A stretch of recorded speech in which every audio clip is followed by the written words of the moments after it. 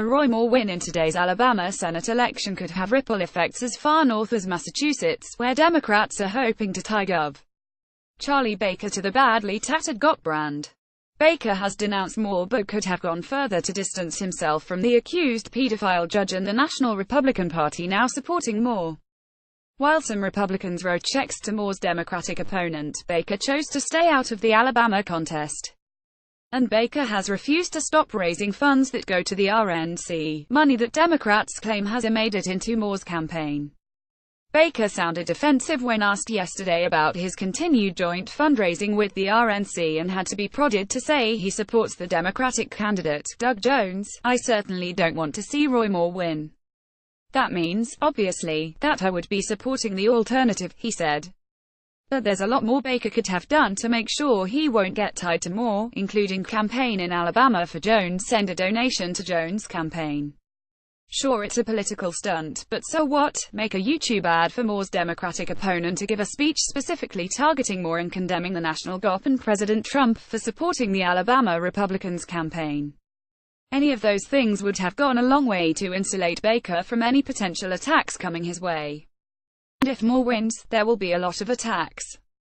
Democrats will have a field day trying to make Moore the poster boy for the Republican Party.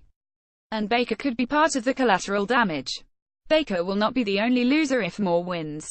Here's another Barack Obama. The former president recorded robocalls for Jones in the final days of the campaign, a strategy that even the Jones campaign seemed to question. Obama's calls may help get out a few extra votes, but they likely will antagonize just as many Alabama voters who aren't big fans of the former president. The calls could even spur some voters sitting on the fence to support Moore. Another loser: pollsters. The polls are all over the place.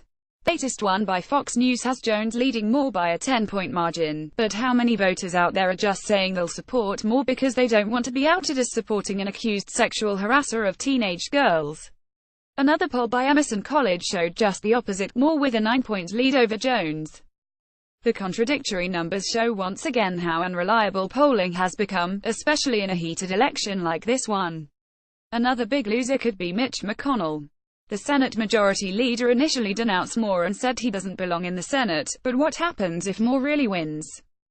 Republican leaders really make the daring decision to try to expel him. Will other Republicans be afraid to sit next to Moore? Will they disinvite him to caucus meetings and press conferences? Highly unlikely, which means they, and Charlie Baker, are stuck with Moore, and all the damaging baggage he brings.